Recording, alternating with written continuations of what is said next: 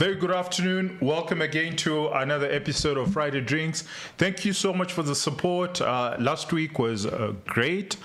We were at Rainbow Towers and we had lots of guests and very interesting people that we had and interesting delegates that we met, and we really love the support that you're showing.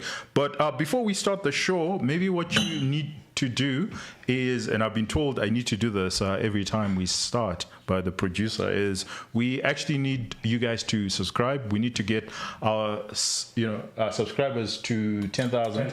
I think that's the target. So please share, like, and subscribe, and comment, and do whatever it takes to get that number to 10,000. It's very important that we grow the tribe, and so far it's been growing. We're getting a lot of support and a lot of positive feedback, and we enjoy that. And to kick off, maybe what's happening on our side of the aisle? Does it look like very dull? No. So raspberry colored beverages. We are getting going with this is just red grape juice. But along the way we're going to introduce something more exciting. So Mukanya, did you find the fountain of youth? What do you mean? Because his beard used to have lots of grey. And today is what are you drinking? Well, today I'm having a Jack Daniels, a single barrel. I watched this interview this morning that got me inspired. You know, the Dodge guys talking about how they, all these private sector individuals getting involved and shaking up government efficiency over there. So I felt inspired to get a quintessentially. So what are you drinking? An American beverage. Just to celebrate that spirit. I thought you were Zimbabwean. Yes, I am. So why are you not drinking a quintessentially Zimbabwean?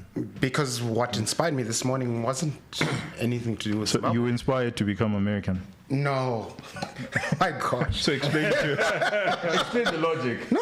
You have Americans saying... No. So make America great. I'm a libertarian. We're drinking American stuff, right? That's the message. No. If you're Argentinian, then naturally you would drink something Argentinian. If you really subscribe to the idea, and if you're Nigerian, it means you make Nigeria great. No, so there's nothing wrong. If you're Zimbabwean, there's absolutely nothing wrong with celebrating other cultures and cuisines. And we're libertarians, you and I. That is, I don't know what Zia identifies as, but social democrat. but we love this idea. It's different from socialism. Of small government, of people in the private sector.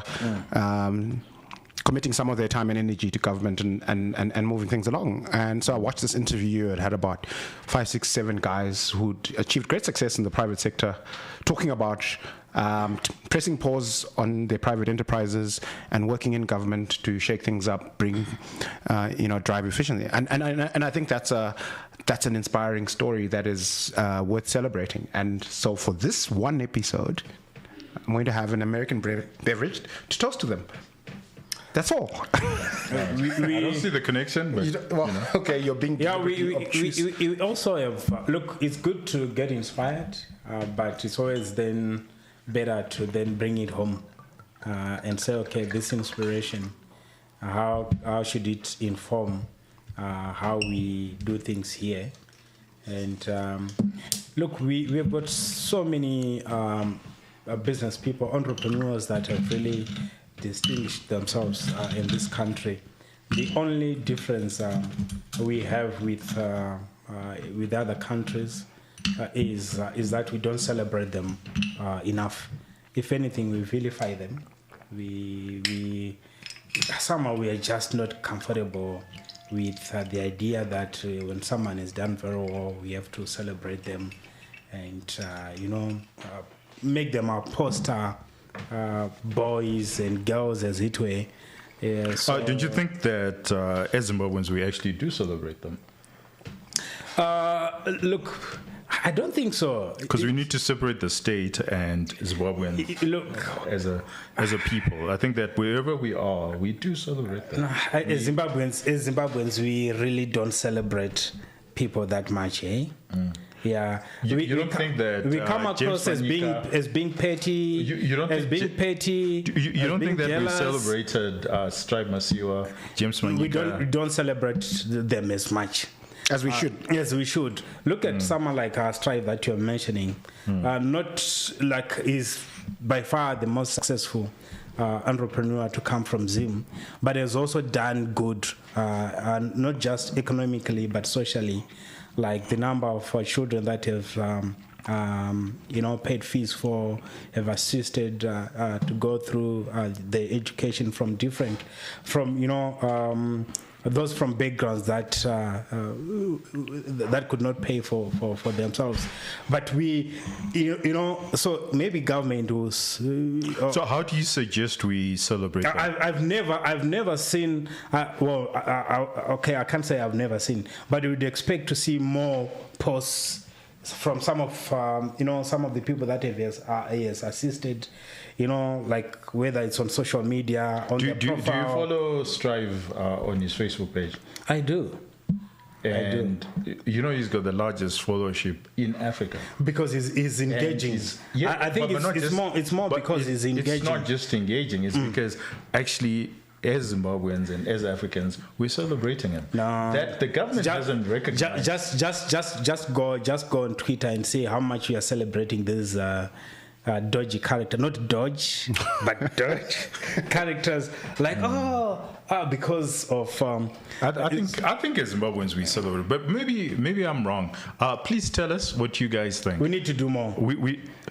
I think what you're saying is we need to do more. You want government recognition, no. And I think that it doesn't necessarily need to come from government It's good to recognition. have government recognition, but I also still feel that we are not celebrating them enough. We are not grateful people generally.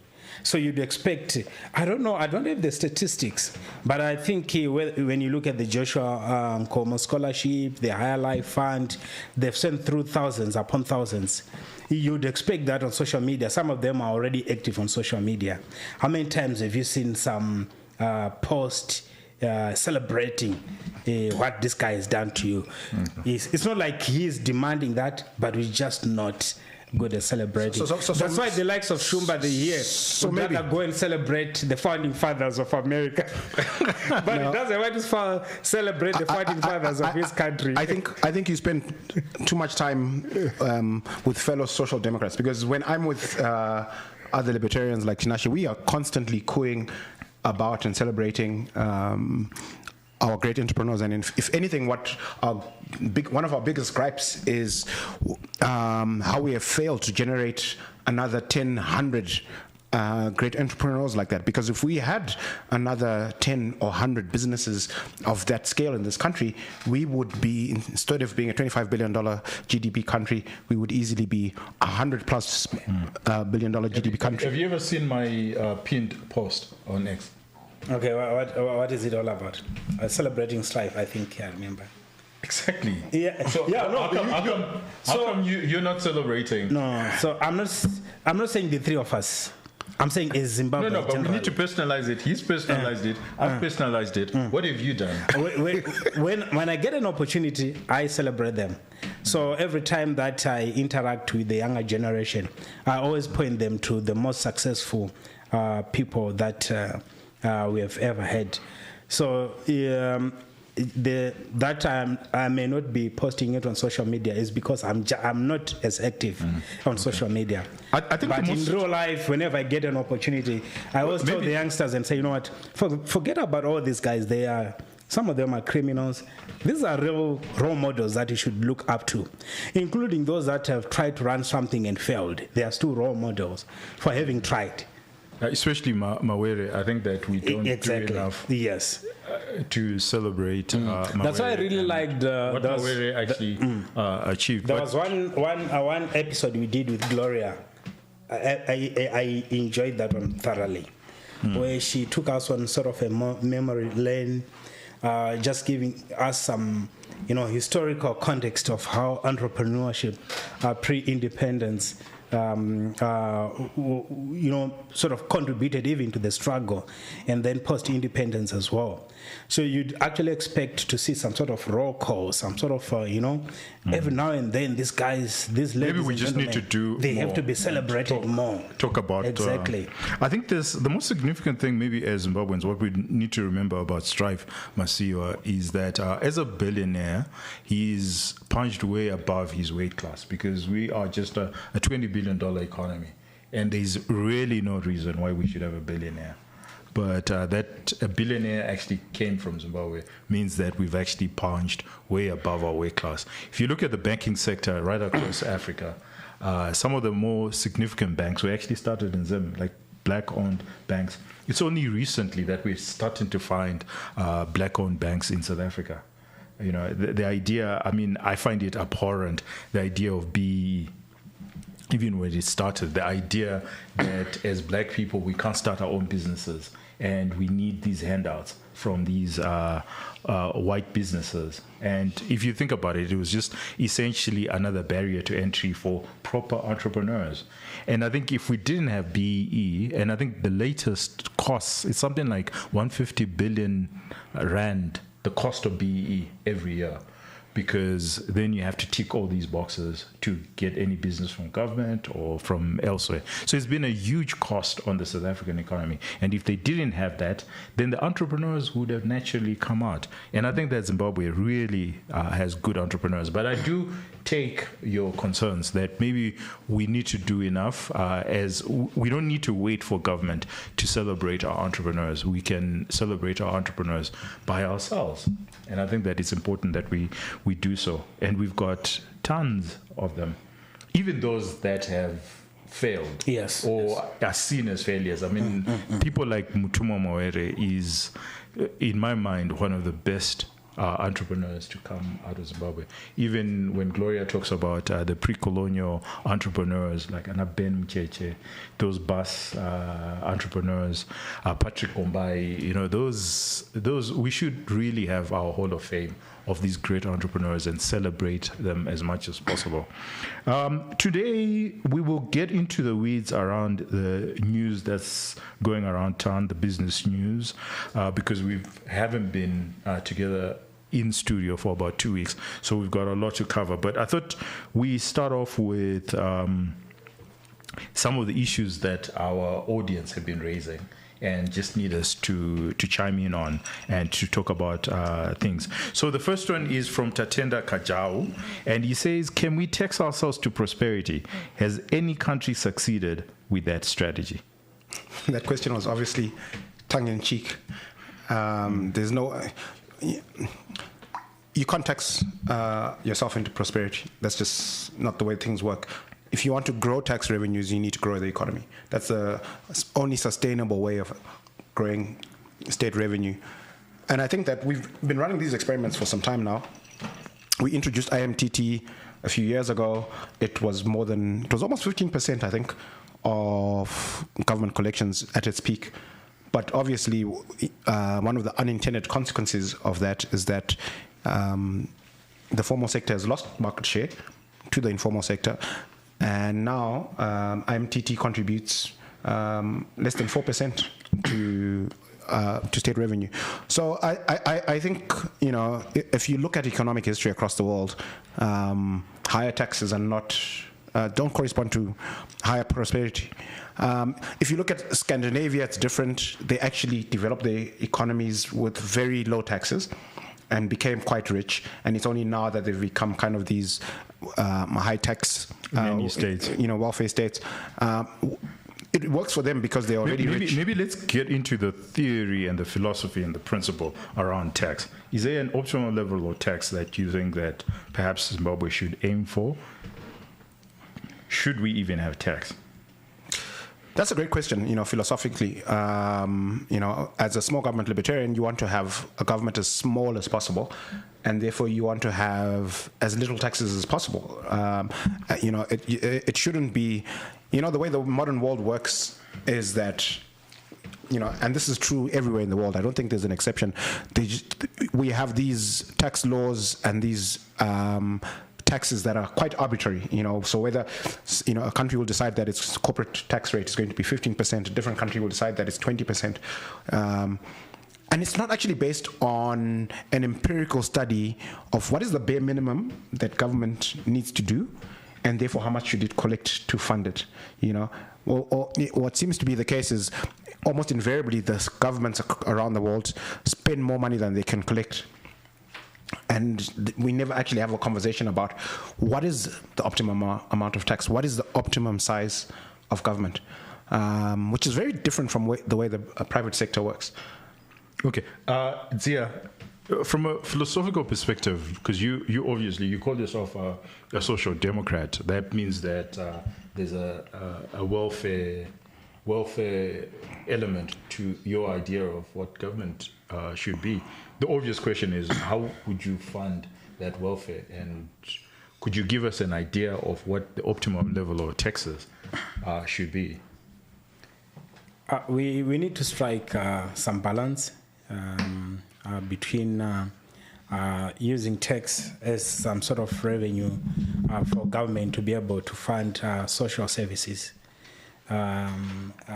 also funding public infrastructure, funding areas where typically private sector would not be able to, would not find profitable to venture into.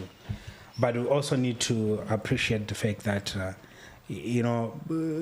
governments generally are not efficient. So you can't be using tax revenue to try and get into spaces where private sector can do better. You can't use tax revenue to to go into private ventures, as it were, and also. We also need to ensure that we don't create a disincentive to maybe let's be private players. Okay, maybe let me be practical. Mm-hmm. You have the case of South Africa, where you have more recipients of welfare, more than those that actually pay tax, and they've actually introduced universal healthcare, and they don't know how to fund it, and now they've increased VAT tax. I think the proposal was actually 2%, but now they've reduced it to 1%. But you can see it's inevitable. They're going to have to increase their taxes. I mean, we've seen the IMF report on South Africa. Things are not looking well, but yet the state has been paying out a lot of these payments, and yet the tax base has remained substantially, constrained. Yeah. So my problem with that is it's so you are taxing for consumption. I would rather utilize that dollar of taxation into something that creates capacity going forward. For example, education, because you are training more engineers, more scientists. You are helping children from disadvantaged sort of backgrounds to those ones that have got competence, have got potential to do well. So if government can come in and ensure that they get access to basic education and access to basic health, that's fine. But if you start paying people grants, like these are whole adults that have to be going out there looking for jobs, then you are paying them for doing nothing. Why would they do something? Well, similarly, why are you paying school fees for full-on adults? Which full-on adults are you paying fees for? It's children. Yeah. No. So the responsibility is with their parents. So at the end of the day, why is the state getting involved? So with, I think I would say at the end of the day, the state is the higher sort of guardian parent of children. Do you know what we call that? A nanny state. That's very paternalistic. No, it's not like it's by choice. Okay, because if you were to leave them on their own, if you were to leave them, you would have more children that will fail to get access to education, right? And I don't think you would want to have that society where a 10-year-old is not in school simply because his or her parents were not able to. It's not his or her problem. that the parents were. So we are not saying send them to the top schools. Pay $10 like in our environment for an awful education, so it's just wasting money. No, I actually don't believe that there is anything called awful education. It's all down to the person themselves. So it's not being wasteful. Did you actually listen to the PEMSEC last week Friday? Which PEMSEC? On one of our interviews. Yeah, Ambassador Margaret. Okay, maybe I missed something. Yeah, I think you missed it. Okay, what did she say, which was very illuminating? That we are wasting our time sending these kids to university where they get a degree, but that degree is useless. But I didn't say degree. That's why I say 10-year-old. No 10-year-olds go to university for degrees. I'm talking about a primary education, secondary school, you see. I agree with you that when you then get to that higher level, it has to be, if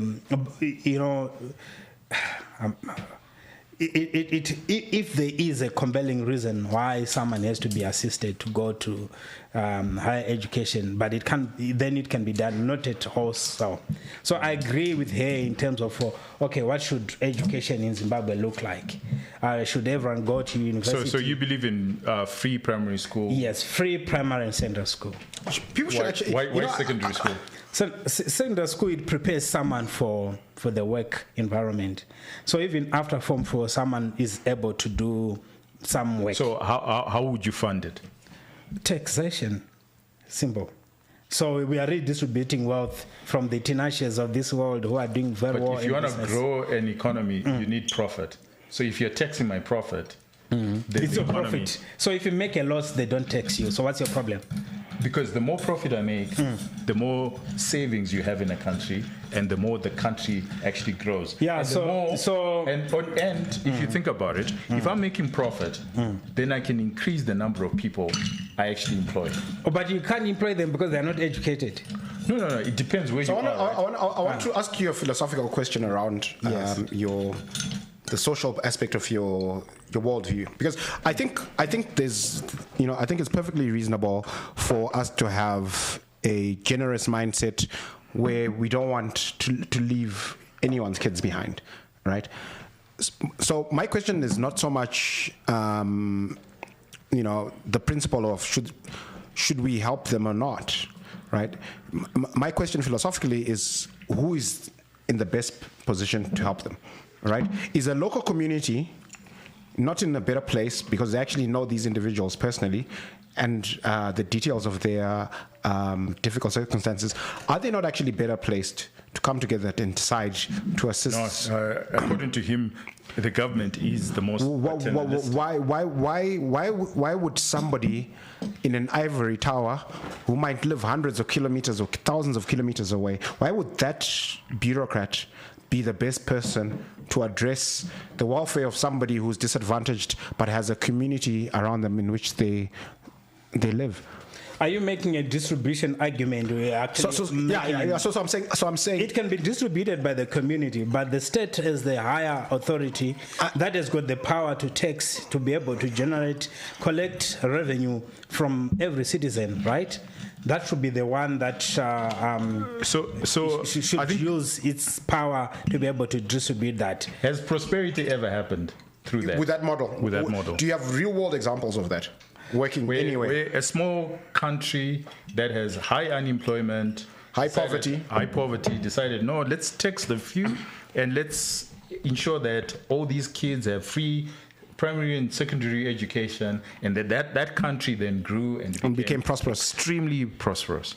I would say maybe not in the sense of economic indicators, but this has been the story of real Zimbabwe. world results that we can measure. No. This has been the story of Zimbabwe since 1980.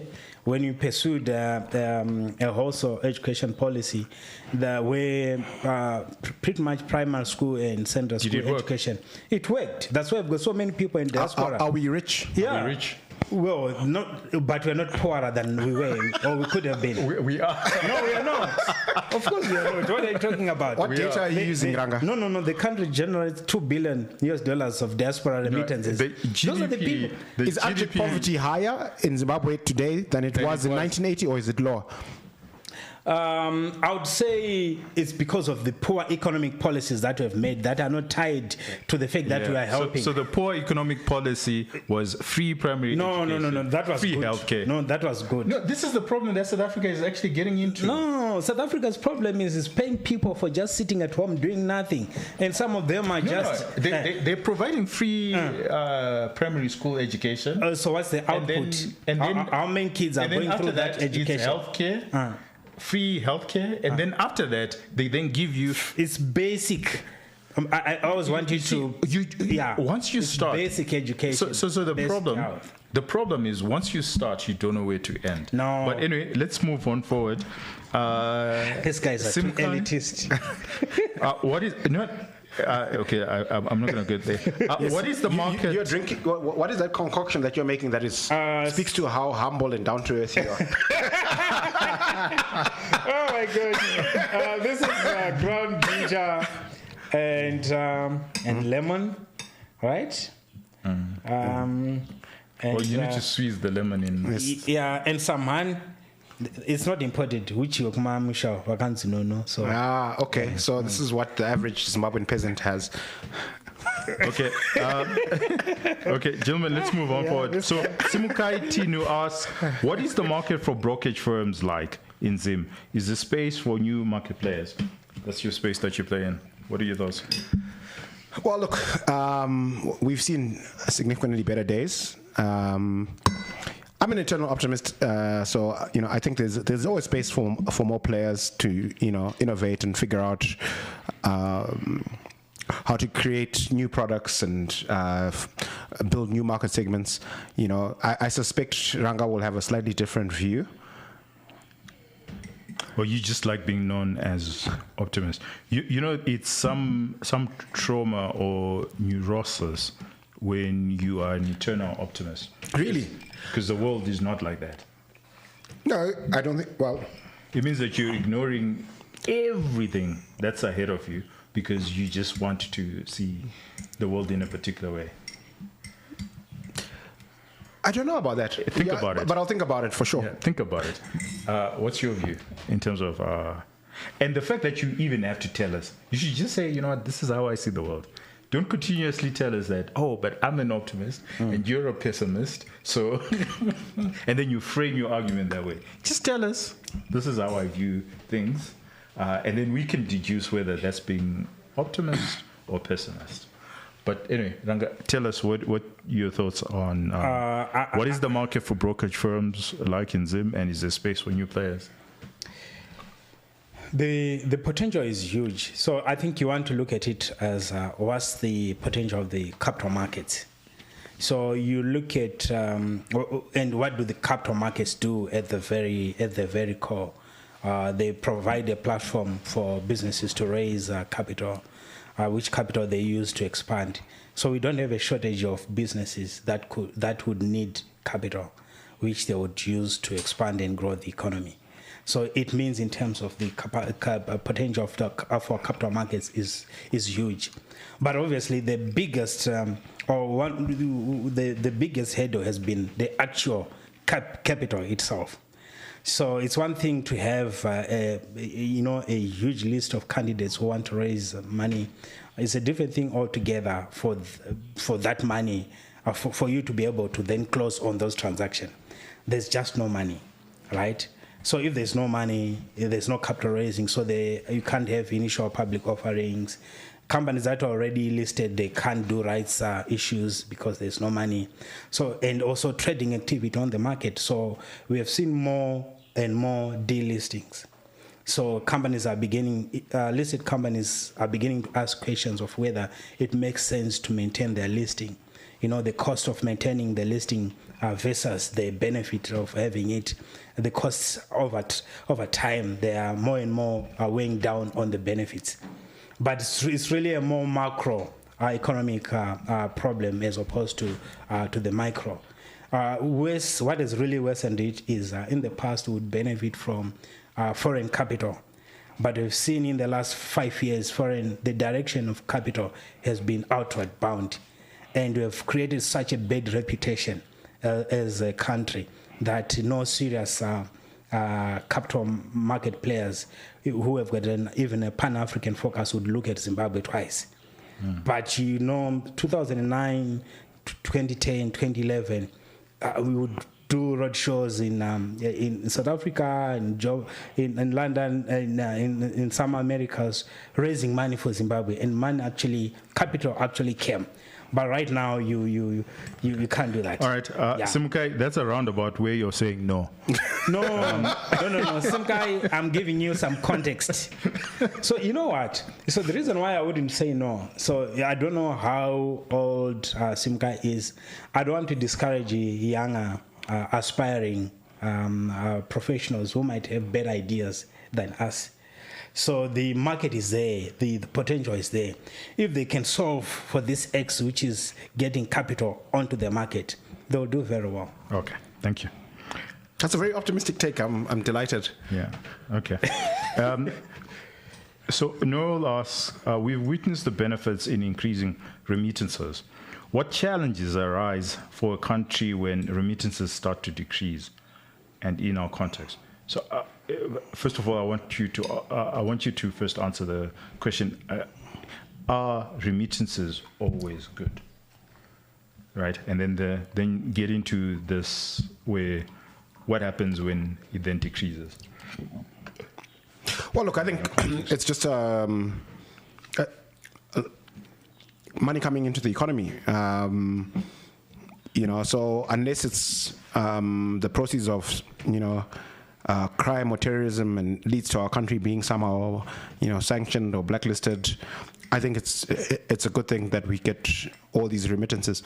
I think the potential challenge with remittances is a question of sustainability, because what a lot of people in the diaspora remit to fund is the subsistence of their loved ones here who live here in Zimbabwe, typically their parents, and over time the reason for those remittances is going to go away because people don't live forever, and the question is, are those remittances sustainable over the long term? Because people leave in search of greener pastures, they get jobs, they build homes, they build a new life over there.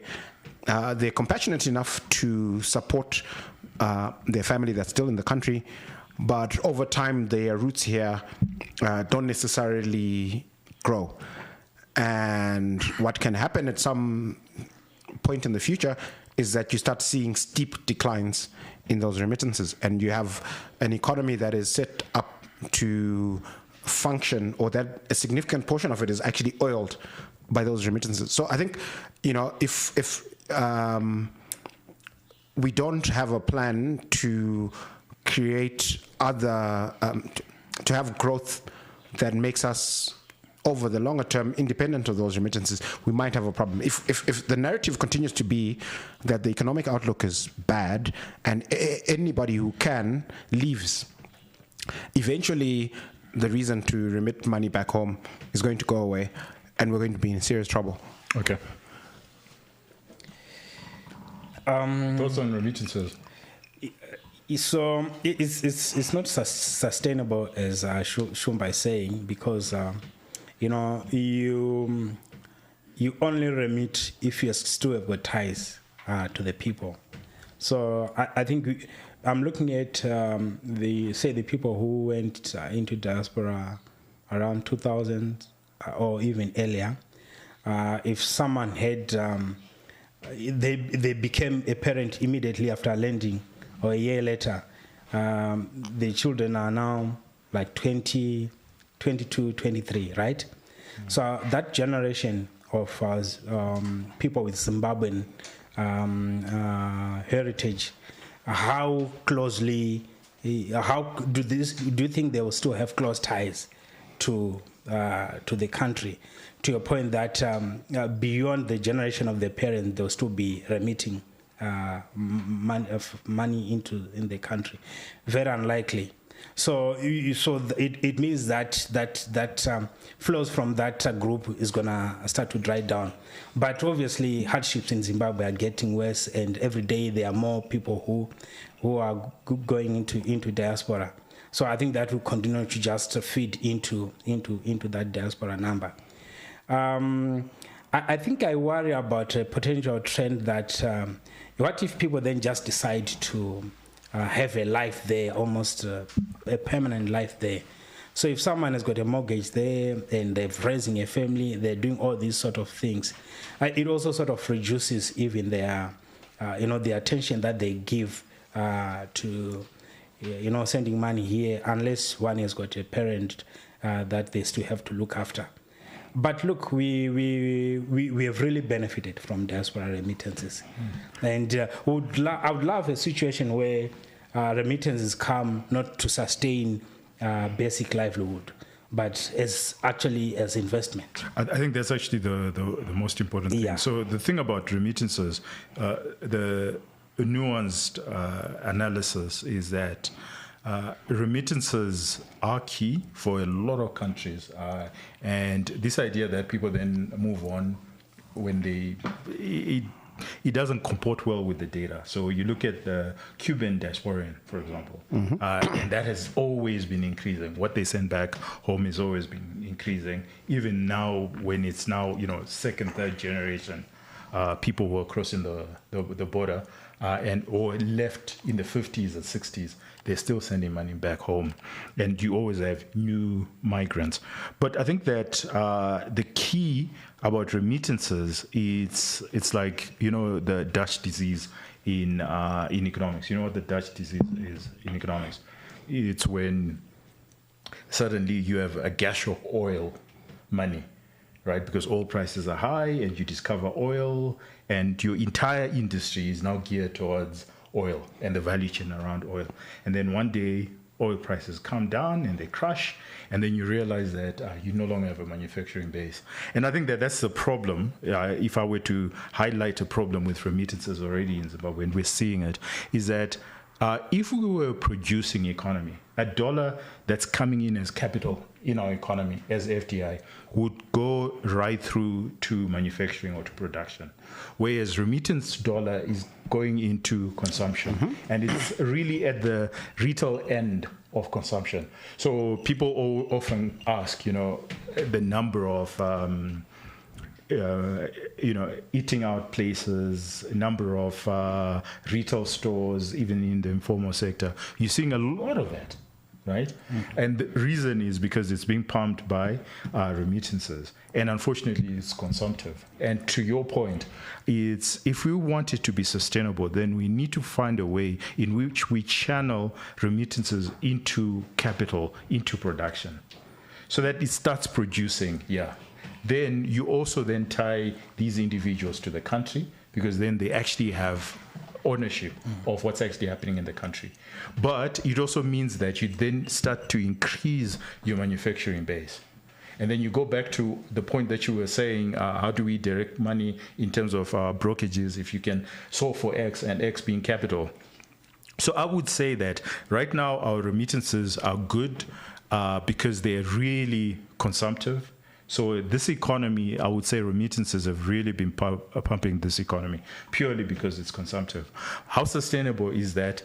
It's not, because now our industry is now geared towards retail and consumptive expenditure, and less manufacturing, less in production.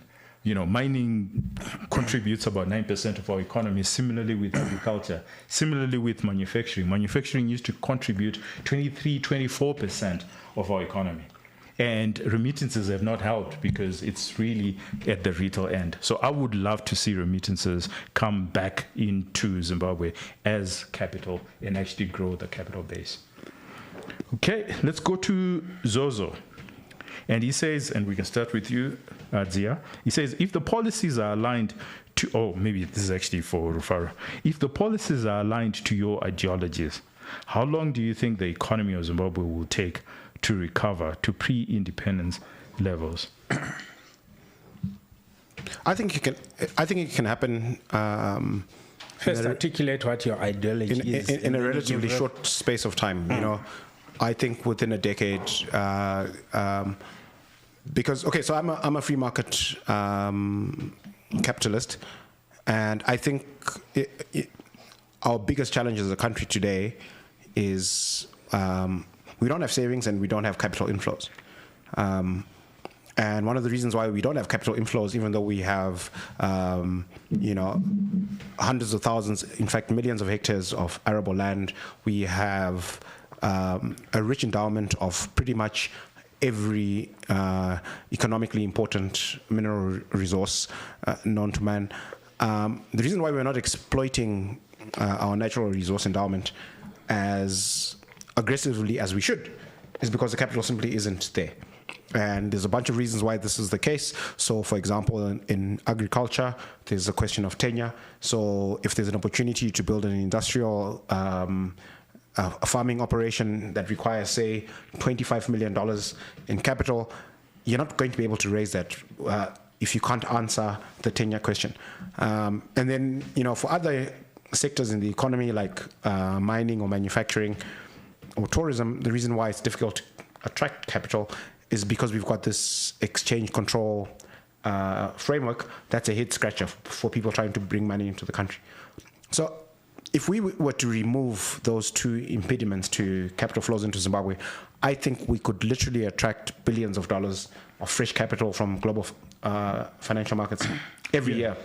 I tend to agree with you, but I would even go a little further and say that you have to really look at regulation. You have to cut regulation to the bare minimum. You have to cut taxes. You have to make the economy quite competitive. I mean, the stats are not looking good for Zim. When you look at our gross capital formation in Zim, it's about 12% of our economy, of our GDP. And when you look at emerging markets, it's around 25%. That's the average.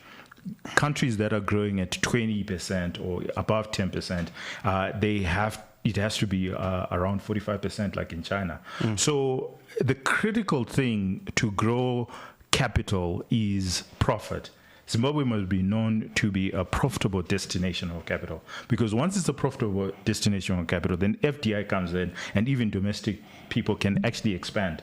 Now, it's impossible when you have the current regulations, when you have the current tax structure, when you have the current, a litany of laws. I think that what we've seen with Javier Milei in Argentina can clearly show us that at least to stabilize the economy, it will probably take us, Javier, it's taken him, 2-3 years? No, it's taken him less than 2 years. Less than 2 years to just, stabilize the economy and to actually grow where Zoom can actually grow, I think, at around, if it grows at around 9-10%, it means that we will double our GDP in a decade. And if it grows even further, it means that within the next 20 years, we could be 3-4 times bigger. Because, success compounds itself. That's the key. So the key is the principles. Get the principles right. No free education at all, unfortunately. You're trying to upset Zia. And we just ensure that we are growing our capital base, and we can only do so by deregulation. So that's this side of the aisle. So I'll give you now time with your ideology. How long do you think that the economy would grow? So I see policies as a signal, signaling to investors or to capital allocators what's likely to happen into the future. So the moment we have got policies that are communicating, the fact that you can invest and be able to get your return and be able to repatriate it. So if you're looking at, the foreigners, the ability to be able to take money out into a destination of your choice, if that can be be clear, you will start getting money coming into the country. I wouldn't. Yeah, it's difficult to put it into maybe some sort of a time frame. But my literal lived experience, maybe for all of us, like in Zim, is just what we saw between 2009 and 2013. That by the time you got to about 2011, you could pretty much feel, even in terms of in the financial markets, that money was flowing.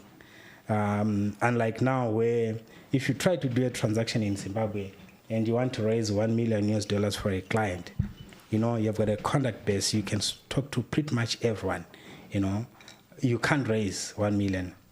But that time, it was about maybe the cost of money, but the capital was available. You then just haggle over, okay, what price can you put on the money? So once you create an environment like that where, so first of all, you don't necessarily expect, capital to just come like a flood, like overnight. But you are creating a buzz, a positive buzz, which even maybe in terms of the news coverage, more so now with social media, where everyone says, Zimbabwe is the next big thing, or like what they were saying about Rwanda recently. It has got that multiplier effect in terms of, that kind of news travels faster, and a lot of inquiries will start coming into the country that may generate even foreign direct investment years later. But I think the big thing is to get started on a good path, and then stay the course consistently, and just assure the investors that we are not here to make life difficult and harder for you, because that's the problem with some of the policies that we've seen in this country, where you actually feel like these guys actually sit and say, how can we? I try to look for the right word. Okay, how can we frustrate? That's our cue to move on. So, gentlemen, let's on the idea of tax and just what the government of Zimbabwe has been thinking of. We saw already Lesa introducing new licensing fees, and we hear that the Zimbabwean government plans on introducing an airtime tax to fund the healthcare needs of Zimbabwe because of the disruption caused by Donald Trump and suspension of foreign aid. Would you like to talk to that specific issue? Yeah, look, I think part of the tax side of this conversation we covered. I think Zim probably collects very close to the ceiling in what it is possible to collect given the current macroeconomic framework. So basically, what I'm saying is, I don't think increasing the percentage on any tax head is actually going to lead to higher tax inflows. It's just going to basically punish the players who pay those taxes and the consumers who those businesses support, or who are and the net effect is that the government will collect the same amount of tax, if not less. So increasing any tax heads at this point in the game, I don't think is going to move the needle at all. The only way we can increase how much we collect is if we grow the economy. And then, the other side of the question on the healthcare, I think it's a wake-up call. We, as a country, shouldn't be dependent on aid to sort ourselves out. We really ought to have put our house in order and figure these things out and be independent. Zia? Increase in airtime tax to. So I'm just thinking, what you do if you're a corporate. So coincidentally, it's board time. So I was in some board meeting. In a corporate, when it's not working, so your top line is not growing, or you've just lost a line from your top line, as it were. The immediate reaction is also to look at the costs and say, what can I cut? Because remember, the cost build-up that you assume as a business, it's really premised upon the revenue expectations, right? So even also as a country, so when you say, when you've got the budget and say the expenditure, total bill that we intend to incur is going to be 4 billion. It's premised on some revenue projection, right? So if it becomes very clear that the revenue is going to come unstuck, you're going to lose about 20% or 30% of your revenue, immediately you have to look at the cost and say, we can cut. Yeah, which ones can we cut? And I I would think that maybe as part So you're saying the government is going about it the wrong way? they're going about it the wrong way. Yes. Taxing, they should really be cutting their own. They should actually be cutting. Why haven't we done that? It's really because of I don't know whether The last time we did it was in 1990 during ESOP. No, but it's the explanation is quite simple. We have, and this is not just true in Zimbabwe. It's true everywhere in the world. The way governments are set up and bureaucracies are set up, they have a perverse incentive to spend more money every year and never think about cutting, because bureaucrats get more powerful and earn more as their bureaucracies grow. So, and then downstream of the bureaucracy is some benefit, typically in a democracy, to voters. So cutting basically means some discomfort to the voter, and one of the easiest... but I thought Zia's argument is, well, that is well and true. Mm-hmm. You're missing now a top line. So that's well and true in normal times. Okay, we can understand that. But now you've got a top line where you were receiving aid inflow, and it's no longer there. So is it not obvious that instead of looking for another tax, that what you probably need to do is to cut? No, I completely agree with you. And what you're saying is obvious, right? And the reason why it happens in the private sector is because the board and management work for the shareholders whose interests are not, intertwined directly with people who are affected by cuts in a corporate. So if you retrench, if you cut consumption of certain things, that hurts certain suppliers, that hurts certain employees, that doesn't necessarily hurt the shareholder, right? But if you are running a government bureaucracy and your revenue gets a shock and you make cuts, those cuts are likely to affect voters who affect the people who are effectively the people who employ the bureaucrats, right? So they have a perverse incentive not to cut, even when it's obvious that for the bureaucracy for the bureaucracy's financials to be sustainable, they have to cut. They have a strong incentive not to. Okay, another one here, insurance sector, where the penetration rate, I think. They want to restore insurance. Do you see that happening? Restore. So maybe unpack it a bit further.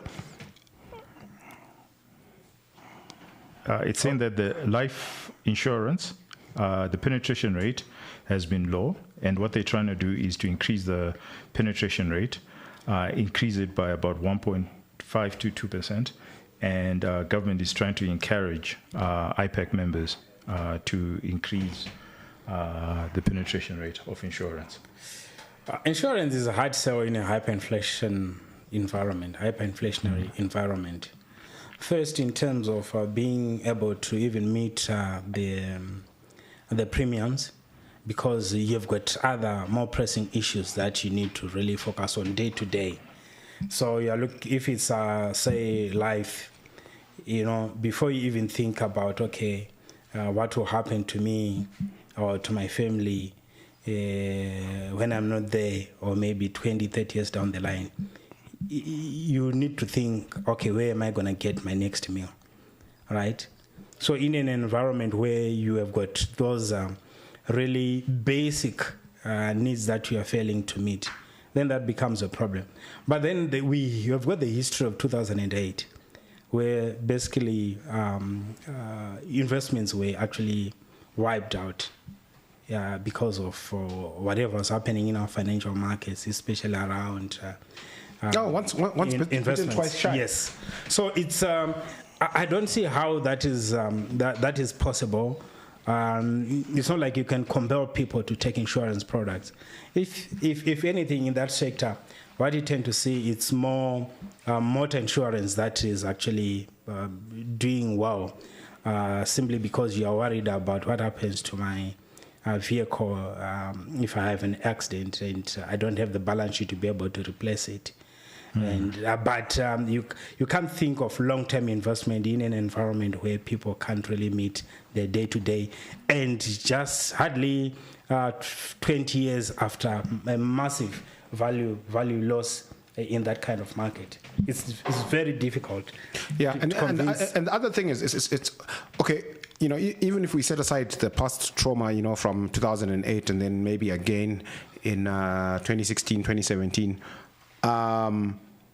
you've got a policy framework where the capital allocators, you know, when they receive your premium, they have all these handicaps in terms of how their latitude to deploy that premium capital, right? So if you are forced to buy, you know, so there's this thing called prescribed asset status, where you have to allocate a certain percentage of your portfolio to what the regulator deems or assets that have this special status. Now, if these assets are given to horrendous losses in real terms, you know, on account of hyperinflation, then that that capital allocator is investing with a huge handicap and is unlikely to lose money over time. And this is obvious to anybody paying the premium that, you know, 20, 30, 40 years from now, it's unlikely that there's going to be a significant pot of gold to look after me in my retirement or on my expiry. And because we've had that 2008, 2016 experience, people are alive to this. And so what you'll find is people will contribute in terms of their premiums the minimum amount possible. You know, so if we change the framework and the insurance companies were allowed, they had complete latitude to invest in a way that they thought would be most accretive to you. So, for example, if it was Tinashe managing the money and he thought, you know what, the best way to grow this is to ship it out and buy the S&P 500. If you are allowed to do that and you're telling all your clients that, look, guys, I'm not trying to be clever, this is all I'm doing with your money, then maybe there would be some faith and confidence, you know, that, okay, fine. You know. Okay. Yeah, I mean, allow me to just comment on that issue because it's, you know, after the Justice Smith Commission of Inquiry, I think the insurance and pension funds are still, you know, being ostracized for having lost value, as if it's something that they actually created. And I wonder why there have not been any pushback to say, actually, the biggest value destroyer or value destruction actually was because of the policy on government policy itself. Prescribed assets. Because you were being forced to put money into something that was really value destructive. And in this case, it was a fixed income instrument. It was an interest-bearing instrument, maybe 10, 15% in a hyperinflating environment where inflation was more than 1 million or whatever billion%. All right. So that actually destroys value. I need to say that actually destroys value, right? Value in pension funds, in insurance company was destroyed by the policies around prescribed asset status. And the regulators know that, and they're still pushing harder for this PAE policy to be adhered to. So it means value destruction will continue being a problem experienced in this country. Cassava partners Nvidia to build Africa's first AI factory. Cassava Technologies has partnered with Nvidia to build Africa's first artificial intelligence factory, powered by Nvidia's AI and computing technology. As digital arm of Econet Global, Cassava aims to provide African businesses, government, researchers, and advanced AI computing. So this big world around AI, what do you take of this? Look, I think it's fantastic. It's great news, and I'm even more delighted that you know, Nvidia, which is the world's leading designer of these AI chips, is working with Strive to build an African factory that, you know, plays in that space. I mean, AI is the next big thing in technology, and, you know, to put it charitably, Africa is lagging. So you know, the fact that you have, I mean, Nvidia was the world's most valuable company for some time earlier this year, and they make the world's best AI chips. So for Strive to be able to partner with them and to build a factory here in Africa is absolutely fantastic. And your take on him building it in South Africa and not in Zimbabwe? I mean, I'm sure he would love to build this in Zimbabwe, but I suspect he found that the regulatory framework was too hard, and the South Africans were a bit more welcoming. And and even if he would have wanted to build it here, I think his partners at Nvidia and the other Fortune 500 companies involved would have said, no. Maybe not. Ranga, this one is for you. Government intensifies crackdown on smuggling and counterfeit. The Zimbabwean government has intensified its crackdown on smuggling and counterfeit goods to protect consumer rights, public health, and safety. A high-level task force led by Ministry of Industry and Commerce, in collaboration with Zimra Police and RBZ. So the problem is there's no way that you can actually succeed on that crackdown with Zimra. Explain. I mean, you are just adding a layer of corruption into the system. Look, we have got a big problem of we've got a big problem of corruption in this country. So all those bleeds or whatever, what they actually do is they just it's a big payday for the guys that have to lead the crackdown. I think you just need to interrogate and say what is really the source of this smuggling. So part of what is called smuggling, these are some informal traders, people who are informal traders or people who are generally hard pressed, who are going outside the country, buy product that they will sell into the tax shops and etc. And it's always going to be very difficult to eradicate that. We are feeling that because the entire, the main economy is not performing. It's not like this is the very first time that we have got the problem of people smuggling goods.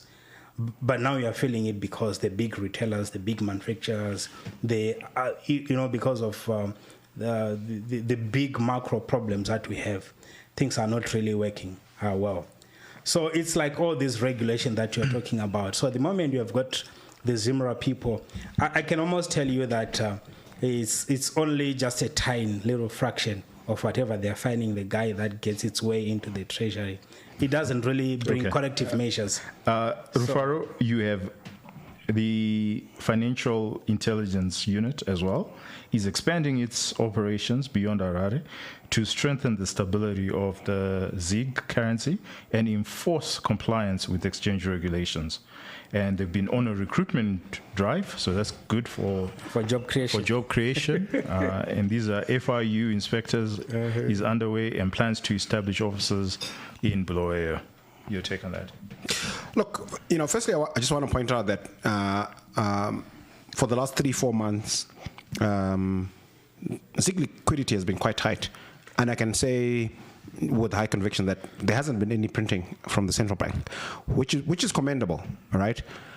So in my mind, it then makes what you are saying vexatious, right? Because we are already in an environment in which there hasn't been printing, and the central bank is adamant that there isn't going to be printing. So what would happen naturally without any enforcement action is that the power market will just die. Because anybody who needs to transact can walk into their bank and transact. So when I see this kind of enforcement action, it vexes me because most countries in the world that have fully fungible currencies don't have this kind of enforcement action because it's completely unnecessary. Because there is no incentive for anybody who wants to trade currency to do it outside the formal banking sector. Right? So why are we continuing to build on this enforcement infrastructure if we believe it's not going to be necessary going forward? I think it's the wrong signal. I could be wrong, but that's the sense that I get. If we are liberalizing, if we are not printing going forward, then there won't be any need. I thought you were going to give us an optimistic view of it, but thank you. Ranga, some positive news. Zimbabwean gold exports earnings jumped by 9% in 2 months. So Zimbabwe's gold earnings jumped by 8.64% in the first 2 months of 2025. And, we're seeing gold price get to $3,100 an ounce. Very positive for our miners. What do you take? Positive news, inflows are coming in. Yeah, so whenever we have got a price boom, as it were, in the gold sector, I always think of, okay, if only we were better structured, we would take advantage of these good times to invest more in our production. Sector. Yeah, in production, invest more. So you mine as much gold as possible, sell it at these good prices. Expand your operation. And it is actually this time of, whenever things, the prices are good like this in mining, you tend to see even, sites that used to be less productive because the yield is much lower. They become profitable because now the price is higher. So it means you can actually literally expand production by even starting to mine the less productive. I think that's a very good. We're still doing 35.5 tons a year, and over the last 5 years, gold prices have doubled. In 2019, we were doing 34 tons. So ideally, we should actually be around 100 tons, right? Just looking like for like, and say, the price has doubled, and our expansion should ideally have doubled, but that's not the case. Finally, gentlemen, because we've run out of time, I want us to talk about the daily news Reina story of $1.2 billion that government owes suppliers in the last year. What impact? Obviously they haven't paid. I mean, they paid token amounts of about 30 million or so. We also know that they have TBs that are due that haven't been paid. So there's this huge backlog. What's the impact? Because I think that there are two schools of thought here. One is make those payments because those guys will be bankrupt if they don't get that money, because there's an entire ecosystem around government supplies. Never mind how that contract was given, but there's an entire supply chain that's waiting for that money. You even have wheat farmers, that haven't been paid a certain component of what they supplied. So the first school of thought is let's not pay. And then the second school of thought is let's pay. And both have negative repercussions. The one repercussion is if you pay, then the rate runs. If you print. Where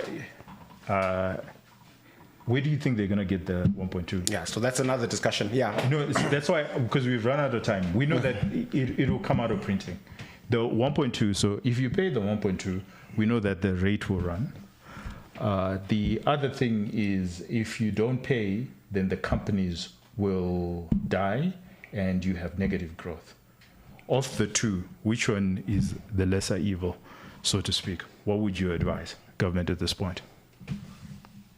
My advice would be a third way, which is you actually change the policy framework and raise money. That's long term. This is in the next 6 months. You have those two policy options. Those are both awful options. The lesser evil. I don't see how paid is. Which one is the lesser awful evil? Because a service was provided. Mm-hmm. Yeah, I mean, what kind of culture or value system are we trying to engender here? If we say it's good for government to receive value in terms of the services and even the product they got, but they can choose not to pay. It's really flying in the face of all the efforts that the likes of Adesinas are trying to do. You've got an arrears problems internationally. And maybe... So you're saying that currency devaluation is a lesser evil? But that's not paying either. Do you know what I mean? Because if you print a whole bunch of money to pay, right? We say both are bad. Yes. But which one is a lesser evil? I think you'd rather not pay. If it takes us 6 months to raise money, no, then it takes... forget about raising money. Yeah, I would rather not pay until you can pay. Okay. Government must pay. I mean, any... So if it doesn't pay... Any data... If it doesn't pay, then it's currency run. It's... so you're saying currency instability is better? No, I'm just saying they have to honor their contracts. Wakumana. They have to honor... I've given you two choices. No. We don't like your choices. You don't like your choices. They don't make sense. They don't make sense. Remember, this is a trade-off. Okay, anyway, let me give you just pay me. Let me give you my view. Because if you don't pay, no, I think that whoever was supplying government, there's been a very interesting thought in the business sector where the idea that you can just provide government and you can just continuously provide the one government because you know that you're going to get paid, and you put these ridiculous invoices because you think it's possible. I think that the lesser evil is to not pay. And negative economic growth, to be in economic terms, is, and I think it's Hayek who explained it this way, that it's a cold shower. That's what it is, negative growth. So I have a more colorful explanation. If there's negative growth, it's like a fever that you go through, but it's the shortest possible correction that you can have in an economy. So you would rather have negative growth, you go through that cold shower, and then you restart again. And then when you restart again, then the business also, or the suppliers, have to know that there is a risk. Because I think the problem that we have is everybody thinks that there's no risk with government. And yet we know there's a risk with government. And the risk so the problem with currency instability is that the risk, you're spreading a contracted risk, to the entire economy. Because there are people who have nothing to do with supplying government. And now they're going to be affected because there's a currency devaluation. And they have nothing to do. Trade in US dollars. But Kanya, you're making the assumption or generalization that each dollar of that 1.2 billion number is coming from from inflated invoices. I think amongst them there could be some that were like genuine suppliers who had very small, thin margins on the services or the product that they sold to government. No, I'm actually not making that assumption. No, because you seem to say... I'm saying default is part and parcel. So if you could split it, if you could go into that number and say, this one, his margin was 600%, and if it was practical, then you'd say, you are Fanuchima because you're already cheating. No. Yeah. I'm saying if you took a risk on government, but there are many people that didn't take a risk on government. Now, if there's a currency devaluation, you're affecting those people. And I'm saying people who've taken a risk on government, well, the chickens have come home to roost. I'm not saying it's a good thing, but I'm just saying that when you were taking from ear to ear. Yeah.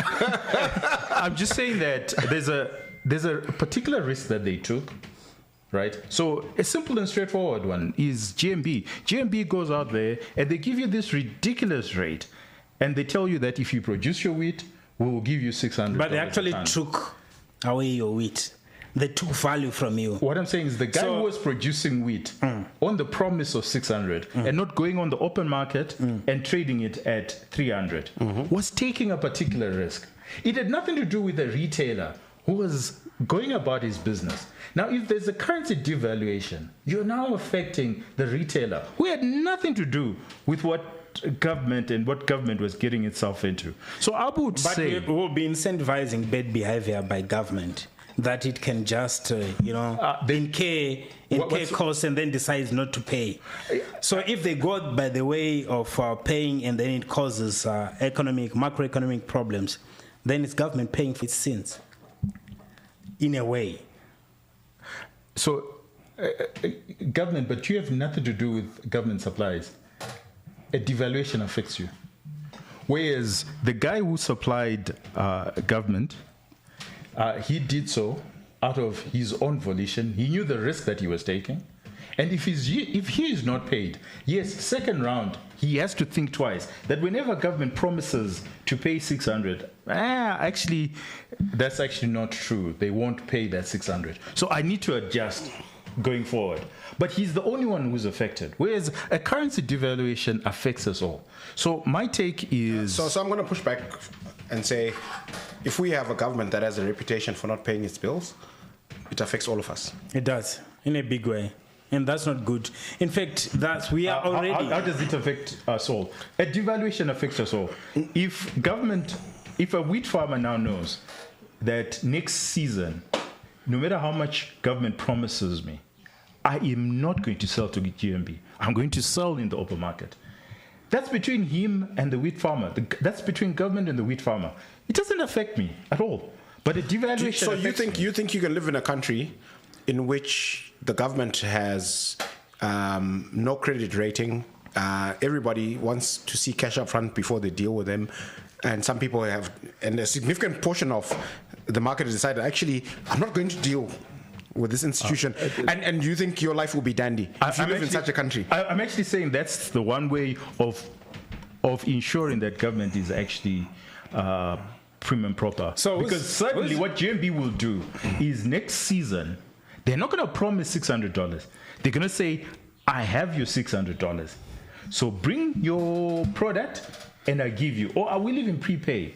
And I think that's how I would want it to be done. In fact, we're actually forcing. But your solution, we're forcing government to actually do things properly. No. But your solution is actually penalizing the service providers, and the service providers were taking the risk. And government is in a way off the hook because they're not. No, they're not, because suddenly no one wants to do business with government.